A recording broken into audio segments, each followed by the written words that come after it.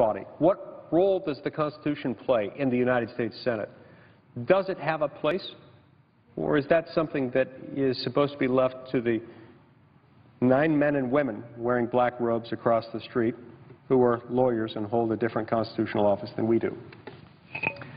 Well, I thank my friend, the junior senator from Utah, for his very fine, learned question. And it is truly a privilege to serve in this body alongside a constitutional scholar, alongside a senator who takes fidelity to the Constitution so seriously, so appropriately seriously. You know, Senator Lee's question is exactly right. How serious do the men and women in this body take the Constitution? How seriously do we take the obligation? You know, each of us swears to uphold the Constitution. And yet it's easy, particularly in an era where the Supreme Court is deemed to be the primary arbiter of constitutionality, for members of Congress, members of the executive branch to say, that's their problem. We pass the laws, the court figures out if they're constitutional. And I would very much agree with Senator Lee's proposition that doing so is an abdication of our responsibility, that every one of us has an obligation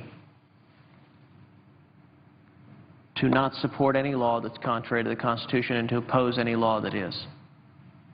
I would note that among the House members who joined us, Congressman Justin Amash came to the floor of the Senate to join us to support this effort. And I'd note Congressman Amash has the unique distinction of joining you and me and Senator Paul in the description of being, I believe the term was, wacko birds, which I, for one, I'm not sure which particular avian species to which that refers, but whichever one it is, if it reflects a fidelity to the Constitution, a fidelity to liberty, and a willingness to fight to defend the principles this country was founded on, then I believe I can speak for you and Rand and Congressman Amash, and I think quite a few others of us are very, very proud wacko birds. You know, we're talking about an important topic. We're talking about a topic that impacts millions of Americans. But at the same time, we can't lose our sense of humor, and we can't lose our sense of hope and optimism. I'll note my staff who's been with me here all night, tirelessly fighting because they believe in America. We believe in America. We believe there can be something better. You know, you look at the explosion of government, the explosion of spending, the explosion of debt, the explosion of taxes, the explosion of regulation, this stagnation of economic growth, and it's easy to throw up your hands and say, can we ever get back to that United States of America that we once were? But there are signs, glimmers of hope.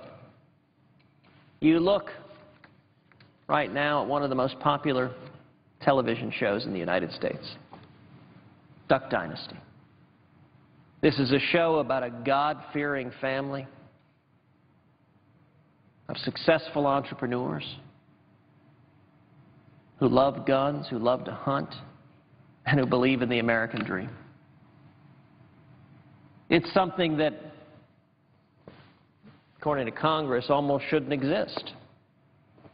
Yet a lot of wisdom, millions of Americans tune into Duck Dynasty. So I want to point out just a few words of wisdom from Duck Dynasty that are probably good for all of us to hear. Willie observed, you put 5 rednecks on a mower, it's going to be epic. Phil said, in a subdivision, you call 911. At home, I am 911. Cy said, some people say I'm a dreamer. Others say, if you fall asleep at work again, we're going to have to let you go. Jay said, redneck rule number 1. Most things can be fixed with duct tape and extension cords. That's actually very true. Phil said, I think our problem is a spiritual one. Phil also said, when you get older and you start dating, I want you to be able to say one thing: I can bait a hook. One day, maybe Caroline and Catherine will be able to say that. Phil also said very simply, happy, happy, happy. I'll say this to the junior senator from Utah. When we defund Obamacare, we're all going to be happy, happy, happy. Miss Kay said our marriage is living proof that love and family can get you through everything. Cy said I live by my own rules, reviewed, revised, and approved by my wife, but still my own. Jep said faith, family, and facial hair. Let me point out to the junior senator from Utah, if we continue doing this long enough, we may have facial hair on the floor of the Senate. That's all right. Willie said, are you kidding me? I'm straight up Hunger Games with a bow. Cy said Ford F-150, Chevy Silverado, Dodge Ram, Toyota Tundra. As a married man, these are the only pickup lines I'm allowed to use. Jay said, where I come from, your truck is an exact reflection of your personality. Cy said, I make up people all the time to get out of stuff. Cy also said, a redneck walking into Bass Pro Shops gets more excited than a 12-year-old girl going to a Justin Bieber concert. Let me point out that that is Justin Bieber, B-E-A-V-E-R. Cy also said, your beard is so hairy, even Dora can't explore it. Cy also said, your beard's so stupid, it takes 2 hours to watch 60 Minutes. And finally, Cy said, I am the MacGyver of cooking. If you bring me a piece of bread, cabbage, coconut, mustard greens, pig feet, pine cones, and a woodpecker, I'll make you a good chicken pot pie. Now, let me suggest that kind of homespun wisdom is what this country was built on.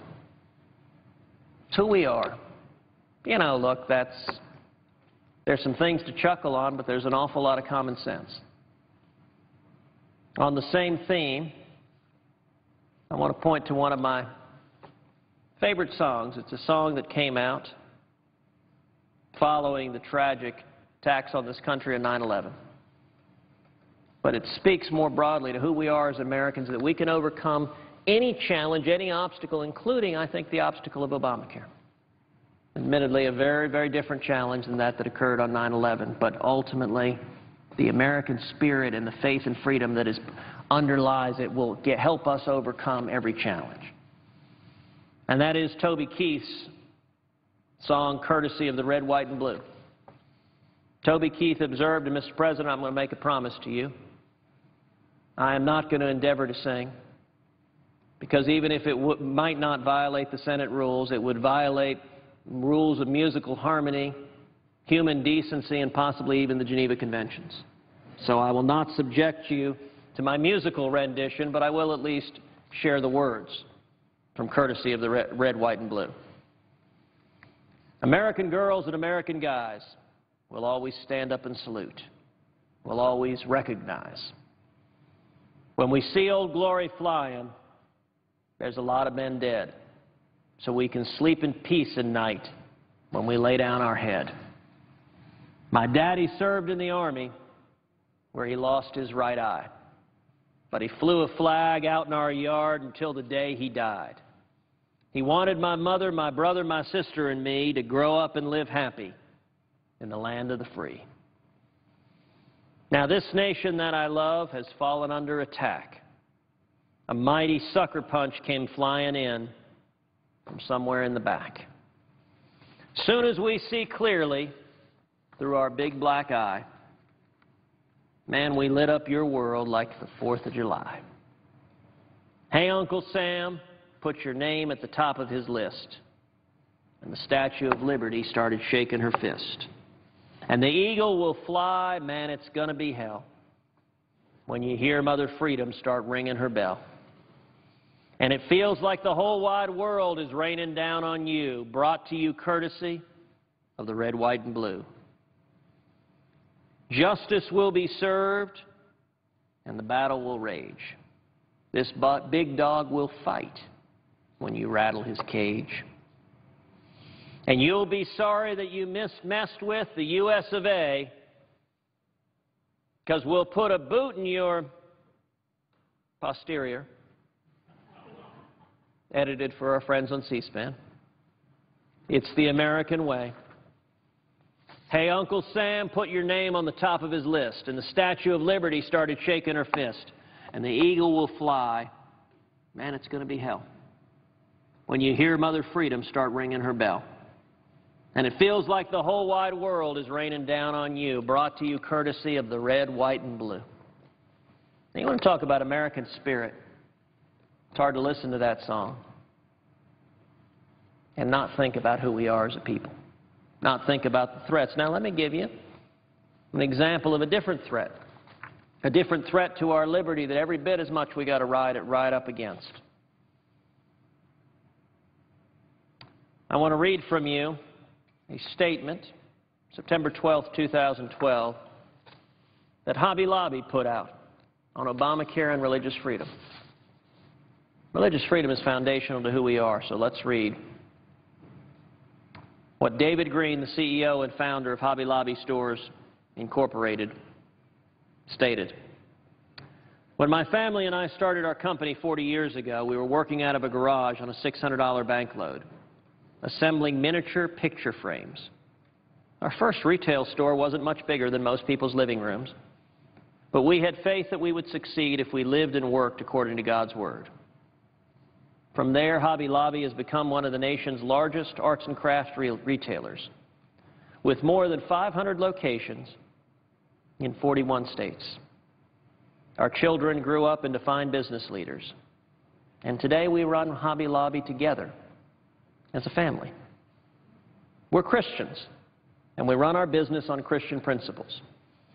I've always said that the first two goals of our business are, one, to run our business in harmony with God's laws, and two, to focus on people more than money. And that's what we've tried to do. We close early so our employees can see their families at night. We keep our stores closed on Sundays, one of the week's biggest shopping days, so our workers and their families can enjoy a day of rest. We believe that it is by God's grace that Hobby Lobby has endured, and He has blessed us and our employees. We've not only added jobs in a weak economy, we've also raised wages for the past 4 years in a row. Our full-time employees start at 80% above minimum wage. But now the government threatens to change all that. A new government health care mandate says that our family business must provide what I believe are abortion-providing drugs as part of our health insurance. Being Christians, we don't pay for drugs that might cause abortions, which means that we don't cover emergency contraceptives, the morning after pill, or the week after pill. We believe that doing so might end a life after the moment of conception, something that is contrary to our most important beliefs. It goes against the biblical principles on which we have run this company since day one. If we refuse to comply, we could face $1.3 million per day in government fines. Our government threatens to fine job creators in a bad economy. Our government threatens to fine a company that's raised wages 4 years running.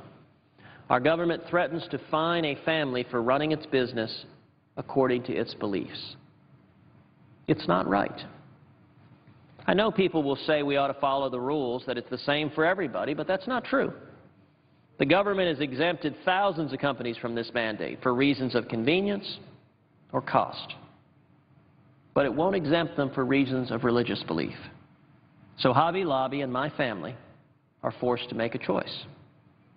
With great reluctance, we filed a lawsuit today, represented by the Becket Fund for Religious Liberty, asking a federal court to stop this mandate before it hurts our business. We don't like to go running to court. We no longer have a choice. We believe people are more important to the bottom line and that honoring God is more important than turning a profit. My family has lived the American dream. We want to continue growing our company and providing great jobs for thousands of employees. But the government is going to make that much more difficult. The government is forcing us to choose between following our faith and following the law. I say that's a choice no American and no American business should have to make. Now, Mr. President, you might ask, what does that letter from Hobby Lobby have to do with Toby Keith's terrific song? I'm going to suggest they have an awful lot to do with each other. You know, our nation was founded by men and women fleeing religious persecution from across the globe, fleeing governments that sought to impose their rules to restrict the religious liberty of men and women. And our founding fathers, the people who formed the United States of America, fled those countries and came here, wanting to establish a country where everyone could worship God with all of your heart, might, soul, according to the dictates of your conscience. Now, Mr. President, the men and women watching this at home, not all of you may share the religious convictions of the CEO of Hobby Lobby. You may or may not be Christians. If you are Christians, you may or may not share his faith and his interpretation of what his faith requires. But if you look at the history of our country, the federal government is telling that CEO, the federal government is telling Catholic hospitals and Catholic charities, they must violate their religious beliefs. Why? Because government knows best. You know, there is a reason why the Bill of Rights begins with the First Amendment and why the First Amendment begins with protecting religious liberty. Protecting the religious liberty of all of us, because foundational, the founding fathers who formed our country understood that if you don't have the freedom to seek out God,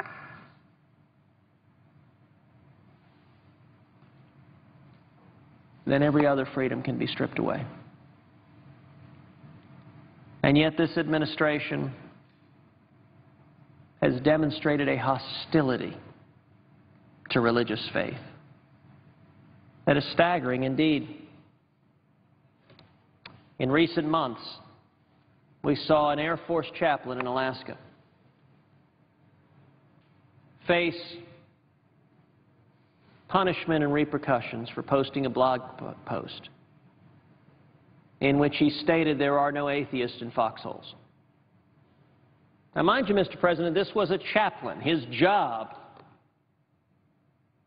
is to minister to the spiritual life of the men and women of the Air Force. And yet, that statement was deemed inhospitable to atheists and inconsistent with the military in this administration. Now, the irony, of course, is that particular statement was said previously by a gentleman named Dwight D. Eisenhower, who, as we all know, was President of the United States. And indeed, President Eisenhower, Dwight D. Eisenhower, had more than a passing familiarity with the military. That speech comes from, that statement comes from a speech President Eisenhower gave to the American Legion, and I believe it was 1954, in which he was describing the story of 4 immortal chaplains. And that story, it's a story young people don't learn anymore. It's a story a lot of people don't know, but President Eisenhower told it. I had the opportunity recently to speak at the American Legion's National Convention, and I had an opportunity to share it. And there were a number of, in particularly older veterans, World War II veterans, who knew the story of the 4 immortal chaplains. That's a story of the USS Dorchester that was hit by a U-boat torpedo and was sinking. And there were 4 chaplains aboard that ship. I believe 2 were Protestant, 1 was Catholic, and 1 was Jewish. And they were handing out life vests. And they realized they didn't have enough life vests for the men and women on that ship. And each of those 4 chaplains removed his life vest and gave it to another passenger. And those other passengers were saved, and those 4 chaplains stood together on the deck of the ship, singing and praying as the ship went down. And the point of the story is, when the chaplains put the life vest on other passengers, gave their life vest, gave their lives for other passengers, they didn't ask each passenger, are you a Christian? Are you a Jew? Is your religious faith the same as mine? Because, as President Eisenhower explained, there are no atheists in foxholes, and they were there sacrificing for their fellow man. You know, religious liberty is foundational to who we are. And one of the most pernicious aspects of Obamacare is that it disregards religious liberty when you have the federal government getting so intimately involved in health care. It has necessitated the federal government trampling on the good faith religious beliefs. Look, nobody has questioned the good faith religious belief of the owners of Hobby Lobby. And even if you don't share their views, what about your religious beliefs? If the government can order them to violate their religious beliefs, what's to stop them from ordering you to violate yours? That's wrong. That is inconsistent with who we are as Americans. It's one of the many reasons Americans are fed up with what's happening under Obamacare. You know, earlier I was reading some of the stories from individual constituents, and I'd like to return to that. A constituent in Humble, Texas, wrote on September 10th, 2013, I am one of many Americans adversely affected by Mr. Obama's health care. I just received a letter stating as the Affordable Health Care Act draws closer to full implementation, I will no longer have access to the group medical PPO plan, the group dental plan, or the group vision plan, effective January 1st, 2014. I'm 62, in good health, but need health insurance. I don't know what my options will be if I can even afford a government-run plan. Mr. President, that's not me speaking. That's reading a letter from one individual who's 62 years old, who had insurance but is losing that insurance because of Obamacare. It's not working. It's simply not working. Another constituent from Fort Worth, Texas, wrote on September 9th, 2013, my husband was with IBM for over 30 years, and we considered the health insurance was part of our salary. 2 weeks ago, I found out that they are canceling the insurance for retirees and their spouses because of Obamacare. They say they will give me a lump sum of money to buy another plan, but I assume once that money is gone, I will be responsible for the payments. Thank you for all you are doing to stop Obamacare. By the way, my primary physician just closed his practice because of Obamacare. He said he didn't think he could give the kind of care to his patients that they deserve.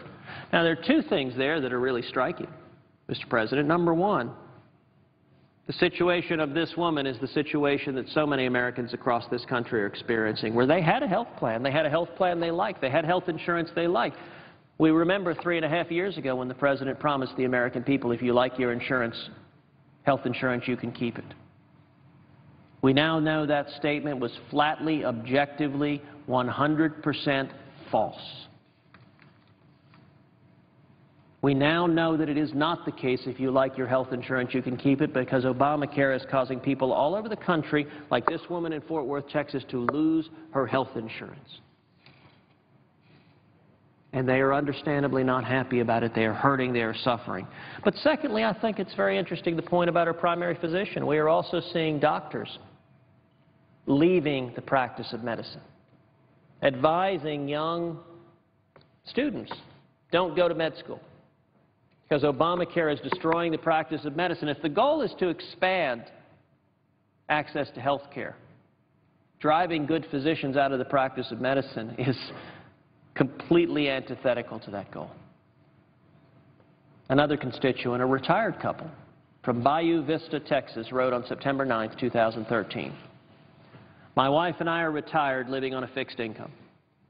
We worked hard our whole lives, protecting our credit, and saved enough money to buy a modest home in Bayou Vista, Texas.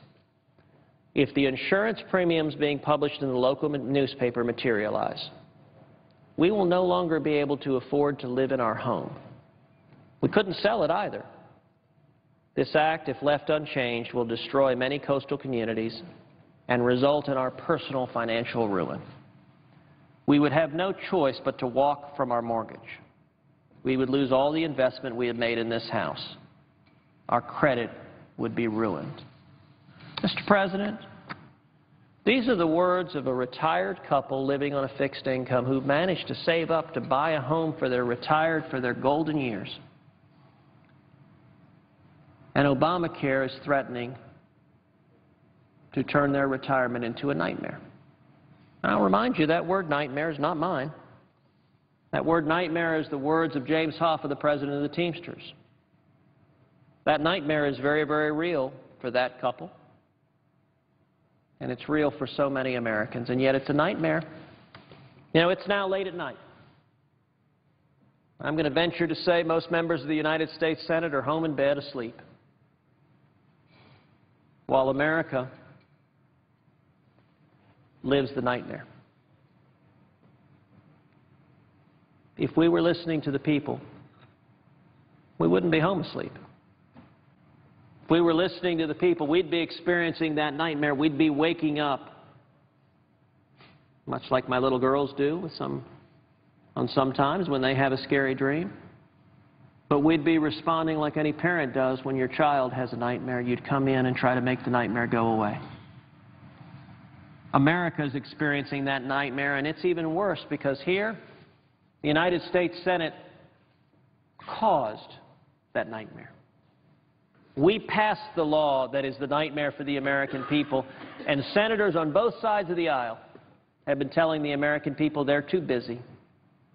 There are too many other priorities on their list to even talk about the nightmare that is Obamacare. Mr. President, that is wrong. That's fundamentally wrong. We need to make D.C. listen. Gentleman yield for a question. I'm happy to yield for a question without yielding the floor. I'd like to ask the senator from Texas his reaction to a couple of stories that I think relate well to what the senator from Texas is saying to us about the fact that Congress has adopted a law that has brought about a series of nightmares for the American people. Only these are real. This is not just some dream that we're going to wake up from and discover that this is a figment of our subconscious mind that's causing us torment. It's real. You know, sometimes we react as a lawmaking body to situations in such a way that we don't necessarily improve upon the status quo. We identify a problem and we try to act. And sometimes the results aren't necessarily what we intend them to be. Sometimes the results can be quite the opposite of what was intended at the outset. I think this may well have been the case with the Patient Protection and Affordable Care Act, which at the end of the day neither protects patients nor makes health care more affordable. It reminds me a little bit of a story, something I experienced a few years ago when I was working at the Supreme Court. I shared an office with 3 other law clerks at the time. We discovered something very interesting about our office space.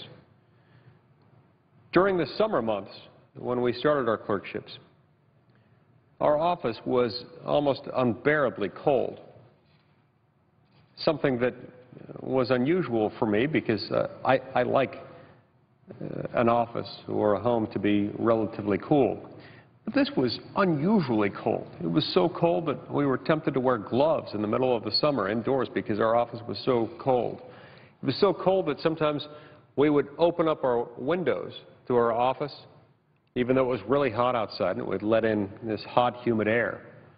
Sometimes we were tempted to build fires in the fireplace in our small office in the middle of the summer because it was so cold in the office that our hands would get numb. We could barely write, and that's a significant portion of a law clerk's job, is to write a lot of material. Well, we'd walk over to the thermostat thinking that that might solve the problem. It was too cold, so we turned the thermostat up, thinking that would make it a little bit warmer and therefore more tolerable in our office. First, we'd move it up a little, didn't do any good. Then we'd move it up a lot, and it still didn't do any good. It was still freezing cold in our office in the middle of the summer in Washington. When it came to be winter time, we had a similar problem, but at the opposite end of the thermometer. In the wintertime, we found that our office was intolerably hot. It was hot all the time. It was so hot that we were sweating. It's hardly appropriate when working as a law clerk at the Supreme Court of the United States to wear shorts to work, especially in January, so we didn't do that. But because it was so hot, we frequently found ourselves tempted to open the windows, again, letting in really cold air from the outside. Because we were so hot, we had to do something to balance out the temperature. Here again, we went to the thermostat to no avail. It was intolerably hot, so we, of course, turned the thermostat down, first a little, and it didn't do any good, and then a lot, and it still didn't do any good. After a while, we called the maintenance people of the building. In fact, we called several of the maintenance people in the building. This is an old building, finished in 1935. It was undergoing renovation at the time. That renovation went on for many, many years. We ultimately got to the top maintenance and management supervisor in the Supreme Court. He ended up spending a fair amount of time trying to figure out what was wrong with our heating and air conditioning system, trying to figure out why on earth it was so intolerably cold in our office in the summer and why it was so intolerably hot in the wintertime. His conclusion was relatively simple, and it was not what we expected. He came to us and he said, okay, I have dismantled your entire system, and I've found the problem. Your thermostat was installed backwards. When you turned the thermostat up, trying to make it warmer, it had the opposite effect. It was only making it colder. When you turned the thermostat down, trying to make it cooler, it was only making it hotter in your office, hence your problem. As he said this, I looked out the window across the street at the Capitol, and I thought, I wonder if there's something that Congress can learn from this. Sometimes Congress, out of an abundant, legitimate, well-intentioned desire to achieve good in society, will do something. And sometimes that something is the only thing that Congress knows how to do at the moment. Why? Well, because Congress legislates. It's what we do. And as I've said before, sometimes when you're holding a hammer, everything starts to look like a nail. Sometimes when Congress acts, even with the best of intentions, it gets it wrong. The risk of this is especially high when Congress acts in 2,700-page increments that no one has read prior to passing those increments into law. I believe that's what happened here. But the proper response to a broken thermostat or a thermostat that's installed backwards is not to continue using the same thermostat. The solution has got to be to fix the thermostat, to replace it. We've got a broken thermostat with this law, and it needs to be replaced entirely. I'm also reminded of another story, a story that's somewhat related. It helps us understand some similar points. When I was a teenager, I think I was about 14 years old, One night, I was out with my family. I grew up in a large family, 7 children. Only in Utah, that's sort of a medium-sized family, but that's a discussion for a different day. We were out somewhere with the family. I think we had just gone out for dinner, and we were headed home. As we were almost to our home, one of my younger sisters suggested to my dad that we go out for ice cream as a family. Now, we were almost home, and recognizing that we were almost home, I all of a sudden realized I didn't want to go out for ice cream because I had homework. And I asked my dad to just keep driving home, drop me off at the house. The rest of the family could continue on and go and get ice cream together. And that way I could stay at home, get my homework done, and I wouldn't have to be up too late. Well, it all worked well. I had all my siblings in the car. That's a lot of kids in the car, but my dad pulled up in front of our house to let me out. I was in the back seat of the car. I opened the car door, and I put one foot out of the car, starting to get out. Now, let me tell you something a little bit about my father. My late father, may he rest in peace, he died 17 years ago. He was a very good man, a wise man, a smart man, one of my greatest heroes in this life. He had many talents, but he was also very absent-minded. And sometimes he wasn't paying attention, and this was one of those moments. As I stepped 1 foot out of our Oldsmobile, my dad started to drive off with half of my body still in the car, and somehow the Oldsmobile ended up on top of my foot, turned around backwards. It's a little bit hard to describe. The Oldsmobile, with a whole bunch of kids in it, weighs a lot, and all of a sudden the Oldsmobile was on top of my foot as it was turned around backwards. I was trying to explain to my dad we had a problem, but all that came out were grunts and groans. I couldn't quite find the words to tell him that we had a problem because I was in so much pain.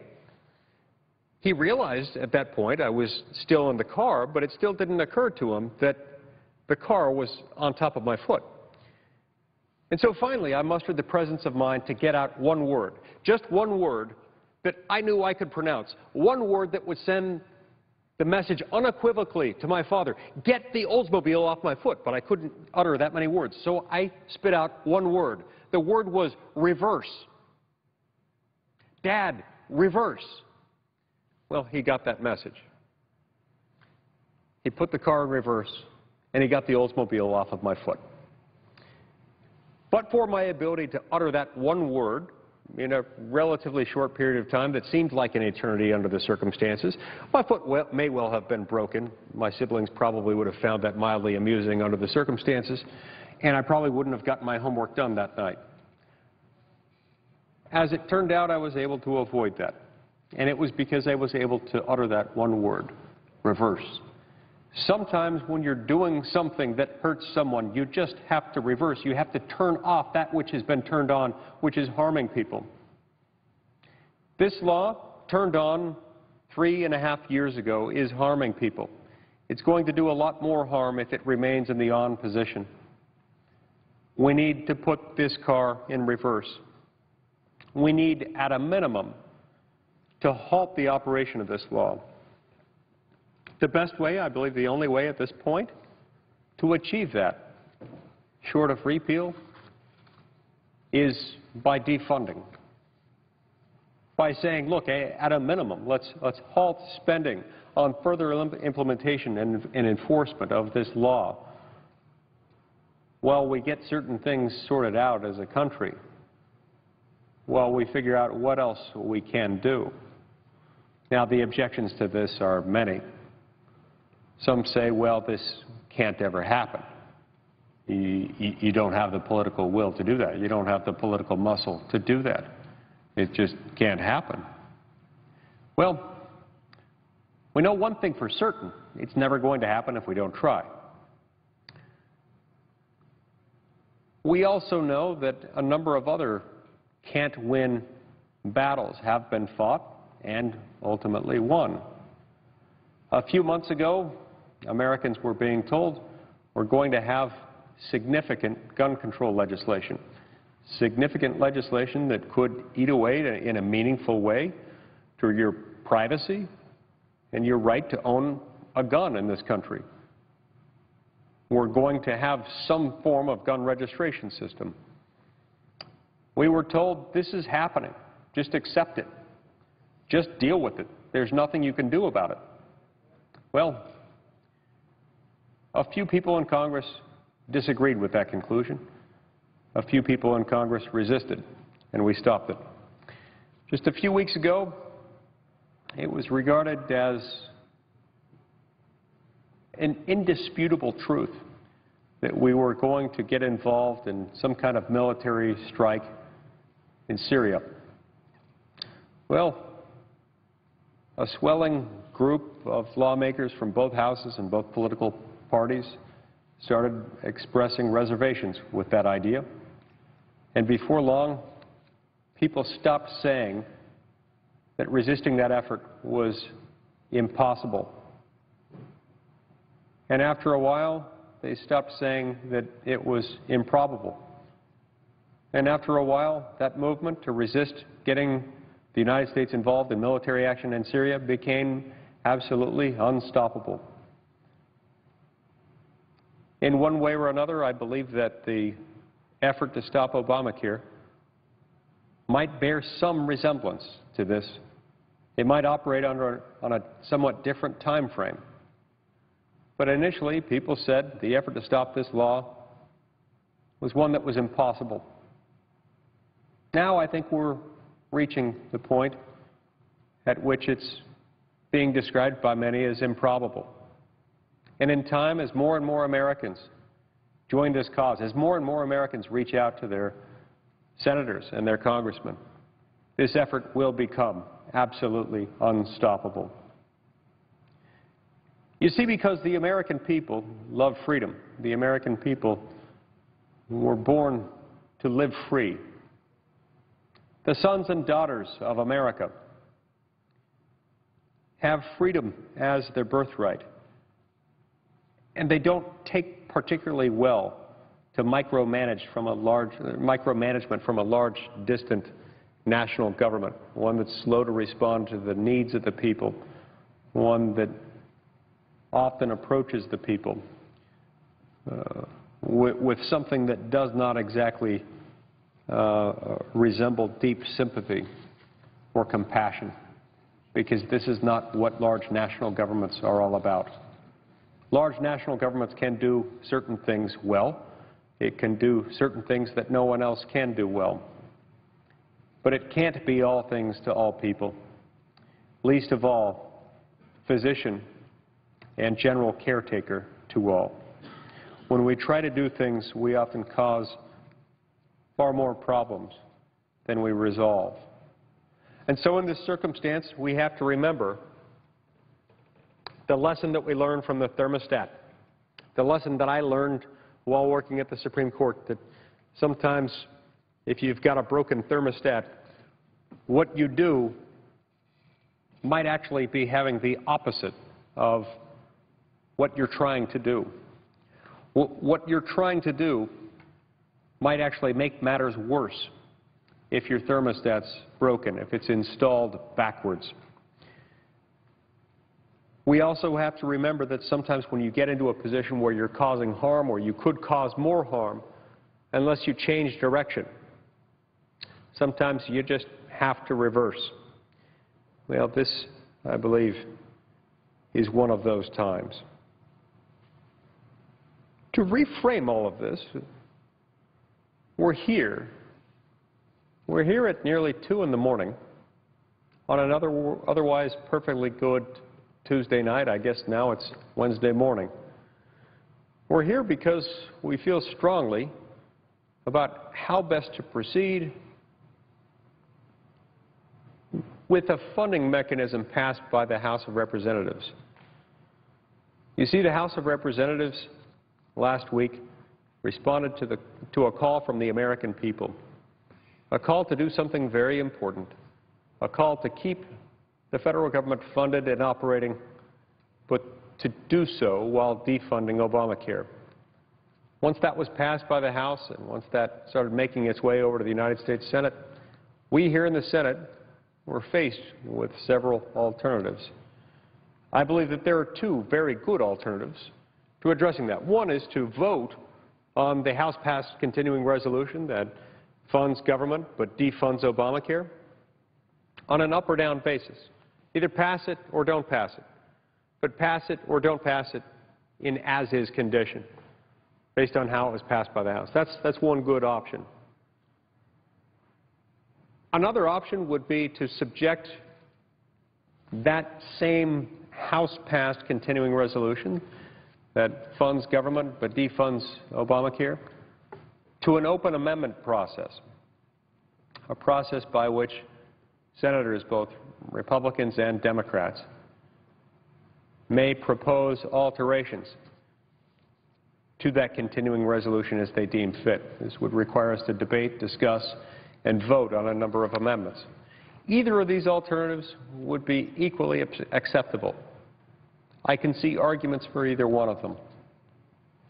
What's not acceptable is for the Senate Majority Leader to do as he is expected by many to do, which is to say we will have one amendment and one amendment only to the House-passed continuing resolution. And that amendment will be one to gut the continuing resolution of a provision that was the without which not measure of the entire bill, to gut the defunding language. At the same time, the Majority Leader is expected widely to fill the tree, meaning to say no other amendments will be allowed. This is it. There is no more. If he's going to do this, he's not going to have my help doing it. Because he's not going to have my help doing it, that means I must vote no on the cloture on the bill. In other words, Harry Reid is expected to ask his members, is expected to be followed by the 53 other members in his conference, for a total of 54 Democrats, to vote yes when it comes to cloture on this bill. To vote yes, knowing full well that Harry Reid and the 53 Democrats who follow him, for a combined total of 54, will vote on cloture on this bill.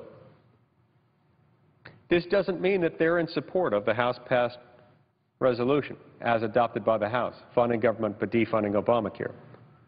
Quite to the contrary, this means that they're in favor of gutting it, of severing, cutting out its most important single provision. If Harry Reid and the 53 Democrats who follow him want to do that, that's their prerogative.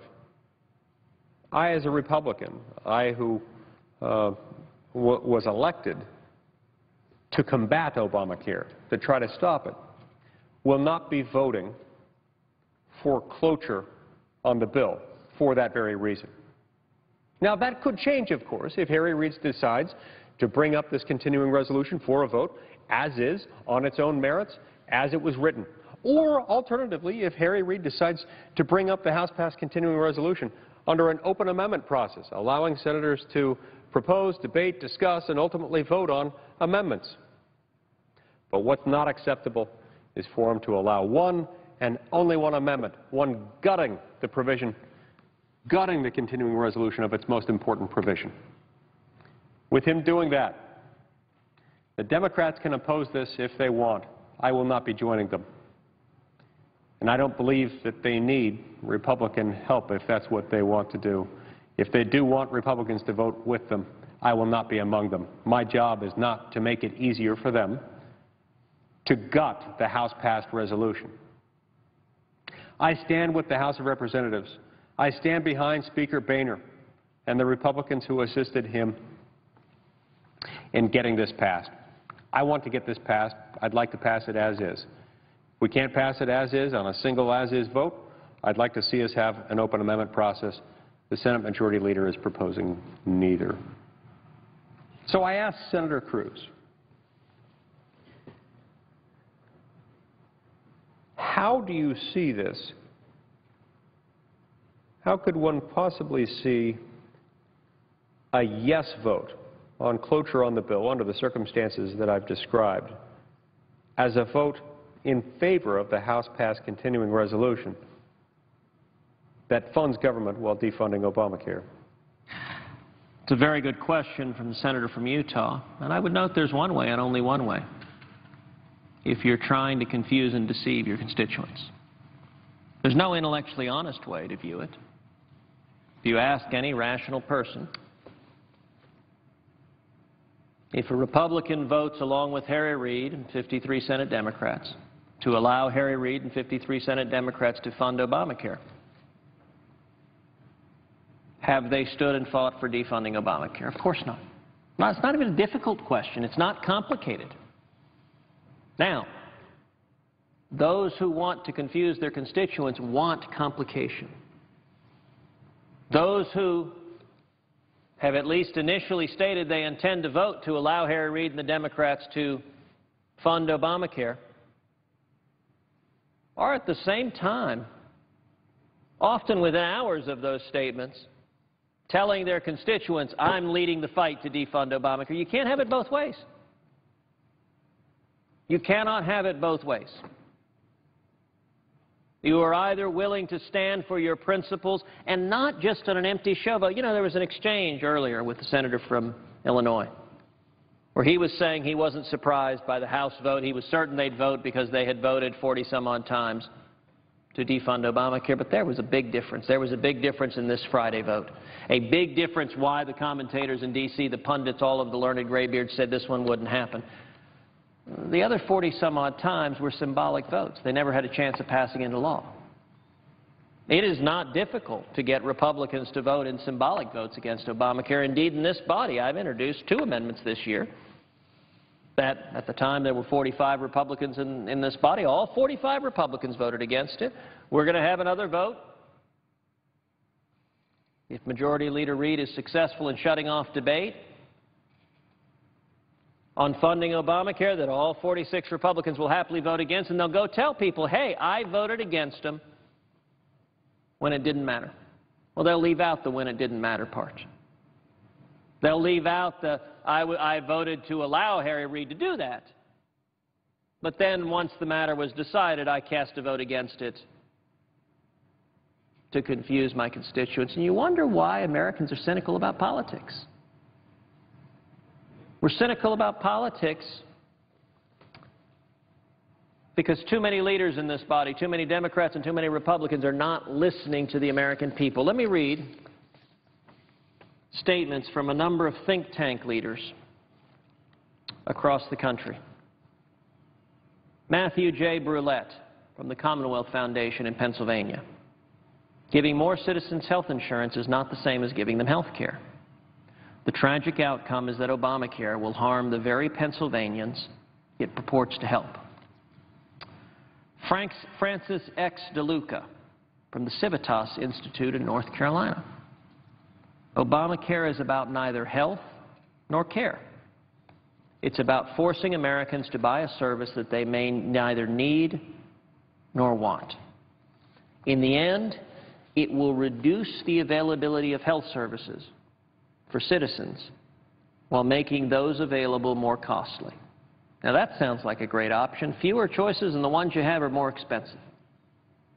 No wonder James Hoffa, the head of the Teamsters, calls Obamacare a nightmare. No wonder so many Americans are suffering and asking for Congress to listen to their pleas to give them the same exemption President Barack Obama has already given huge corporations and members of Congress.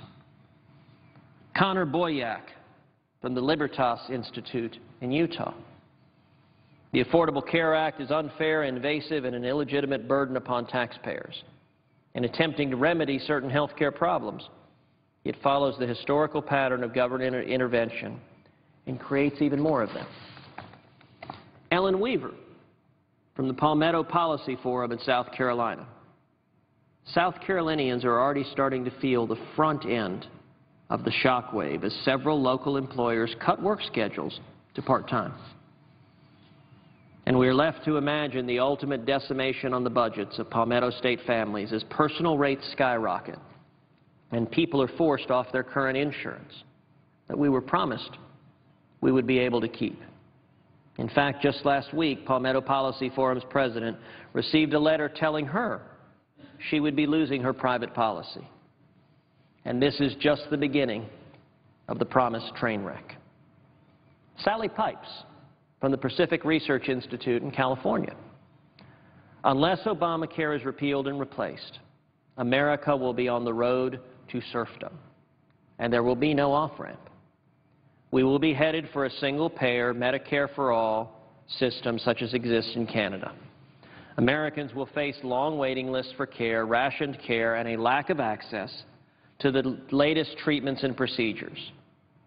Where will the best doctors and we as patients go to get first-rate care? Now, interestingly enough, Ms. Pipes, the Majority Leader of the United States Senate, Harry Reid, agrees with her. Both Sally Pipes and Majority Leader Reid say the end result of Obamacare is, and indeed is designed to be, single-payer government socialized health care. The only difference is Majority Leader Reid thinks that's a good idea, and Sally Pipes and the American people think that's a terrible idea, because we don't want our care rationed, we don't want government bureaucrats deciding who gets health care when, we don't want waiting periods, and we don't want low-quality health care, which is what happens at the end of this road if we stay going down it. Justin Owen, the Beacon Center of Tennessee, says Obamacare presents the most dangerous threat to Tennesseans' job and health security than anything coming out of Washington. And that's saying a lot these days. Paul Gessing of the Rio Grande Foundation, New Mexico. Obamacare locks in the worst aspects of American health care. Rather than restoring the patient-doctor relationship, it puts the IRS and federal government alongside insurance companies between patients and their doctors. Matt Mayer, Opportunity, Ohio.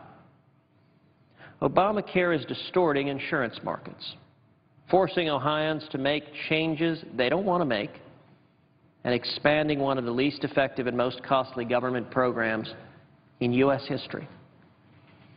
Mike Stenhouse from the Rhode Island Center for Freedom and Prosperity. In Rhode Island, not only will up to 75% of those currently uninsured remain uninsured after Obamacare is implemented, but our state has still not determined how to pay for its wasteful exchange after the federal subsidies end. Scott Moody from the Maine Heritage Policy Center observed that the Maine Heritage Policy Center has profiled several Maine businesses employing hundreds of Mainers that simply can't afford to absorb the increased cost under Obamacare. In fact, in one case, the higher Obamacare cost will consume anywhere from 54% to 134% of the company's profits. This burden could ultimately put this company out of business, which would not only mean no health insurance to their employees, but it would also mean no jobs either. Boy, doesn't that describe the nightmare that James Hoff of the Teamsters was talking about? Employees losing their jobs, employees being forced into part-time work, and losing their health insurance all at the same time. No wonder the unions are speaking out or remaining silent no longer. How long will it be till we see Democratic senators that have the courage of James Hoffa to remain silent no longer and to speak out for the men and women of America who are losing their jobs, who are being forced into part-time work, and are losing their health insurance? How long will it be before all 46 Republicans do more than give speeches against Obamacare, but actually stand and fight this fight?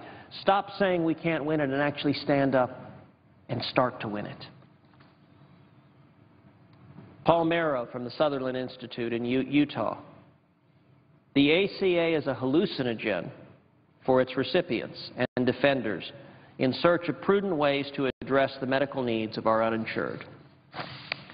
A true Utah solution will rely on our people, not the federal government. Mike Thompson from the Thomas Jefferson Institute in Virginia. It looks as if those on the low end of the income scale will be harmed as part-time employees will see their hours cut and full-time employees move to part-time.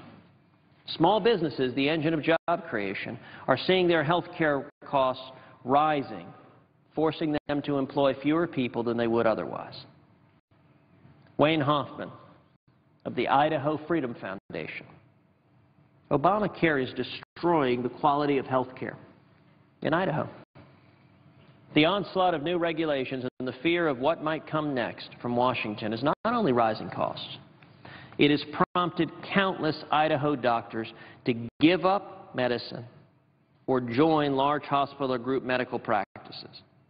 As a result, the close-knit doctor-patient relationships that have endured in many of our communities have vanished entirely. Do you like your doctor? Do you like continuing to see your doctor? Well, with Obamacare, that relationship is in jeopardy. Why do you think so many Americans are unhappy with this law? Janie White of the Wyoming Policy Institute. Obamacare is closing businesses in the small populated state of Wyoming. Full-time is going to part-time, and in a state where small business is prevalent, it's hurting an entire state, not just one industry. Dave Trebert of the Kansas Policy Institute.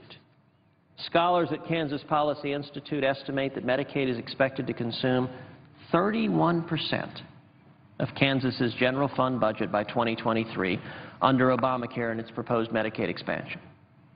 The, quote, woodwork effect of Obamacare alone is expected to cause over $4 billion in tax increases or spending reductions for other government services in just the first 10 years of Obamacare. Gary Palmer of the Alabama Policy Institute. Because of the Budget Control Act, which the Republicans passed in 2011, spending reductions for the next fiscal year are already set in place by law and will require approximately $1.3 trillion in discretionary cuts over the next 8 years. These cuts can be done either through another round of sequestration in which the Obama administration will determine what to cut, or it will be done by proactively defunding Obamacare, which, according to the latest Congressional Budget Estimate, CBO, will cost $1.85 trillion over the next 11 years.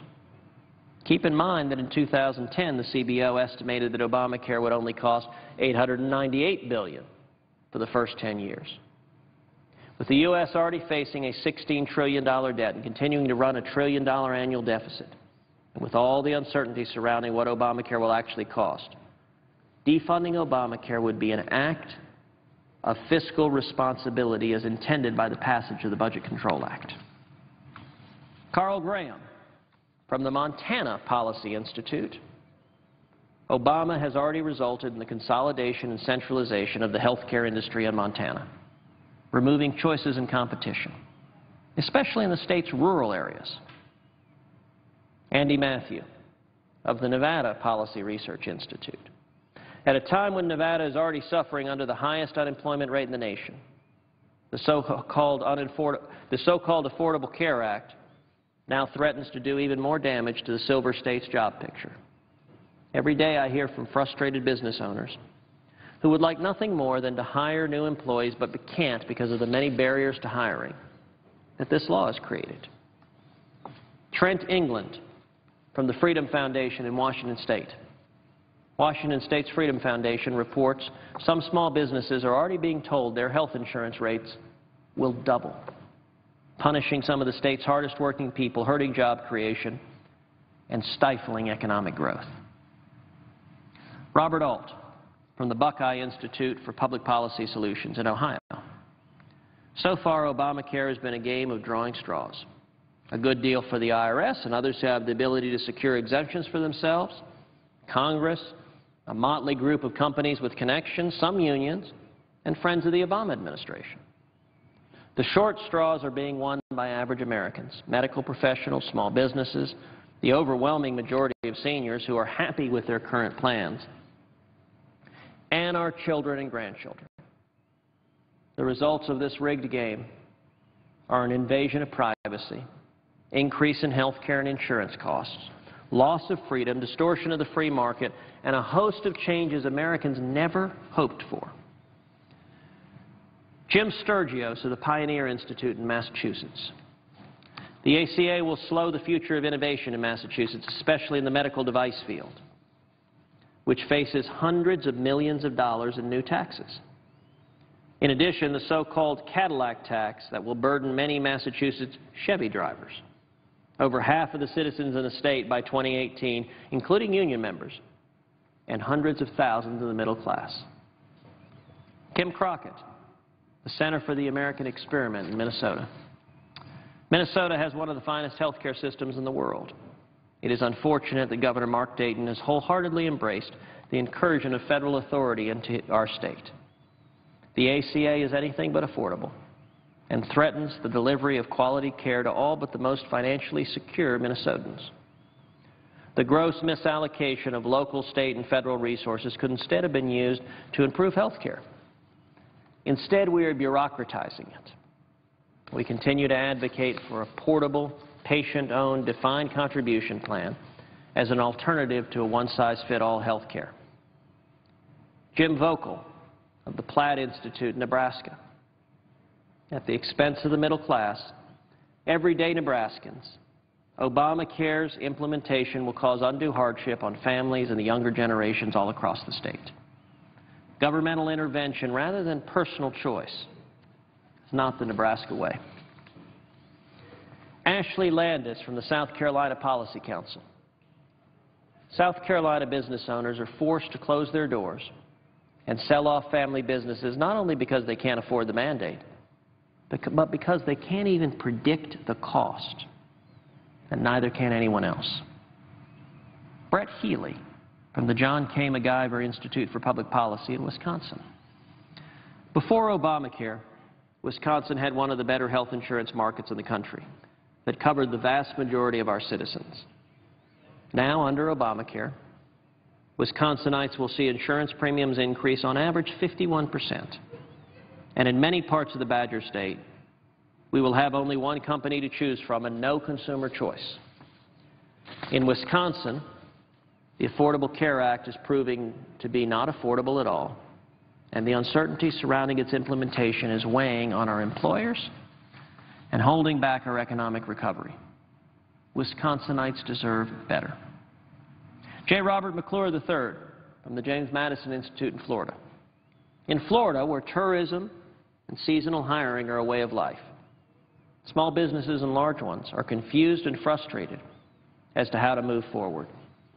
Arbitrary delays in enforcement by the federal government of this invasive and unwieldy law have created a climate of paralysis in Florida when it comes to job creation and planning.